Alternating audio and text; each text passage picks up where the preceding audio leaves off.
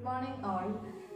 Today we have a chief guest with us, Mrs. Meenakshi Shivaram Krishna from Bangalore.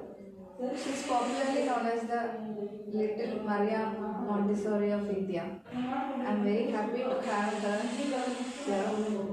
We have come to visit here at Bangalore at her residence, and we are happy to have some interactive session with ma'am.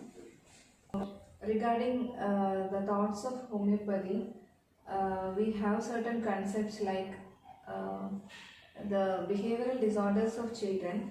They are caused by some maternal affections, the affections of mother during their pregnancy period. And it is said that during the first trimester of pregnancy, if a mother is affected with some mental stress or some sort of stress during her pregnancy period, and if it is in the first trimester of the mother's pregnancy, where the organs of the baby are to be formed, this sort of stress is going to affect the organs of the baby. And if the stress is towards the last trimester of the pregnancy, it is the time where the physiological functioning of the organs are to be set on. So, if the mother is having a stress during the last trimester of her pregnancy, it is expected to have some disorders of baby, some behavioral problems, some mental retardation or something like that. Especially you are specialized in Montessori way, which was introduced by Dr. Maria Montessori, and reading all her books and have a practical experience over 91 years. You can better explain those in your own way. Yeah, ma'am, with a special emphasis on the World Montessori Council, which you headed, started program is Montessori Remedial Education. Okay. Yes, thank you. Thank you very much for that introduction.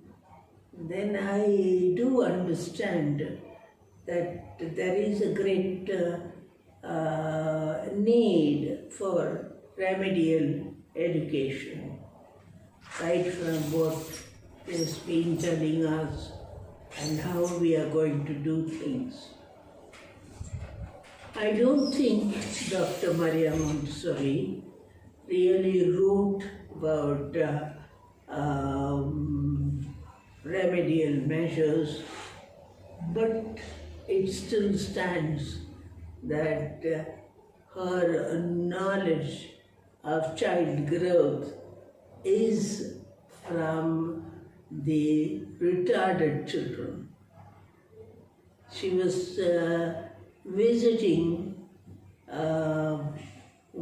women's home, and because it was all the women were affected, there was a room for their children. Nothing in the room except probably dust. And the room was sealed with a lock. People went past it to go and see their own cousins or whatever it is. And Dr. Maria Montessori had to visit that school as part of her work in the medical field. Something struck her and she saw the children. Something different, in the sense that we always think of children as destructive, as things which we don't understand.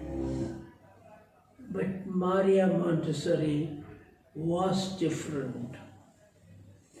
We can understand that she was different, like the way she made an impact on the whole world about child.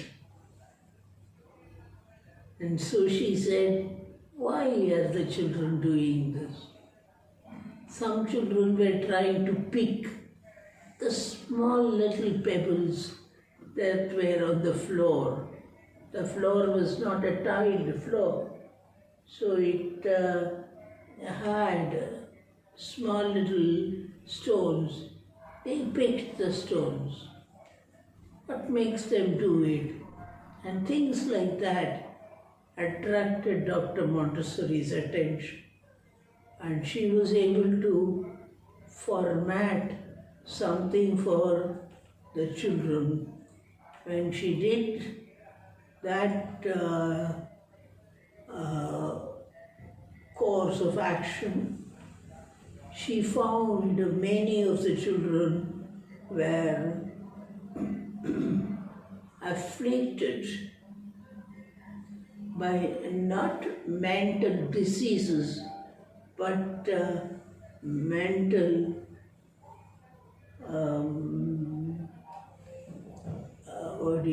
depressions. She said, why is this happening? This went on in her mind, and I kept saying to myself, we would have gone past that stage, then say, oh yes, the children are doing this, children are doing this, having fun. And we would pass. But Montessori, Madame Montessori, was a different person. She wanted to investigate. She wanted to find out why these children are doing this. And that is part of our findings about the child, and part of the Montessori psychology, the Montessori method of learning. It is given to Dr. Maria Montessori. She was observant. Observant, it is not just looking at things. No, she went deep into every little thing that she could observe. So we have a lot of her work coming out, and she is saying, this child is like this, why? And the why is never ending. It goes on.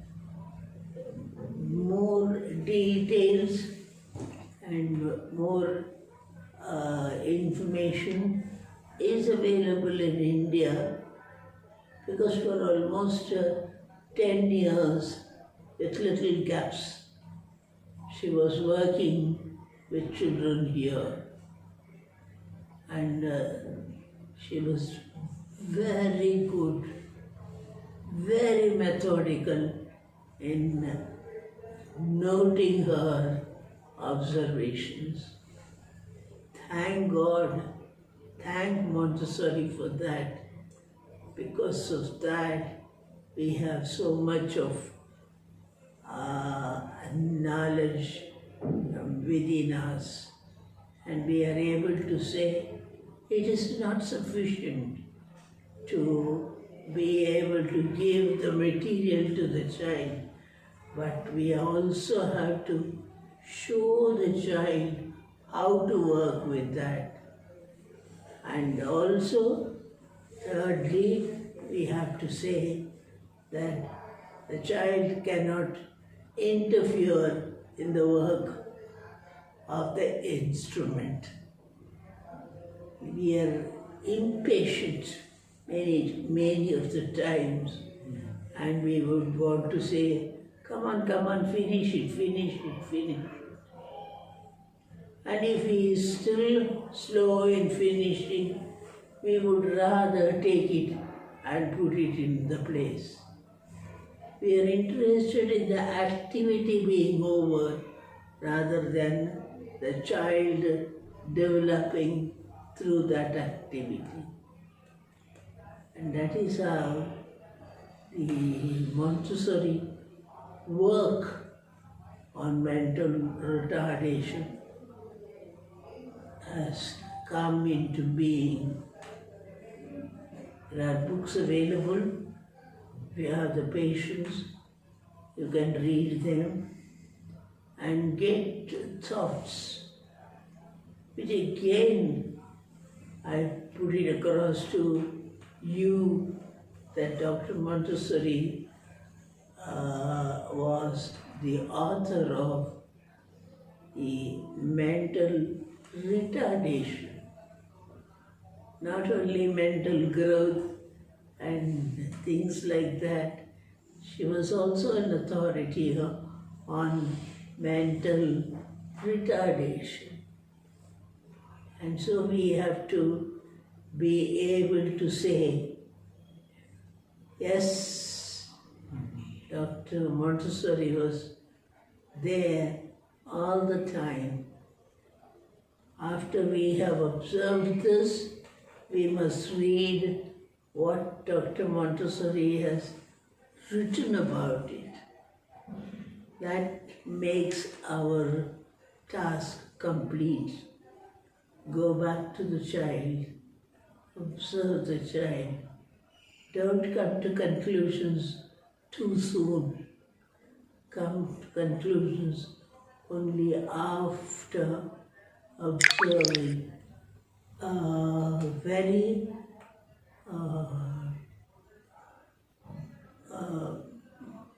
what do you want to say, occasional movement does not make the project. You have to be, the child has to be repeatedly doing that, and that is taken into consideration. I'm sure those of you who would want to enter into that area of human development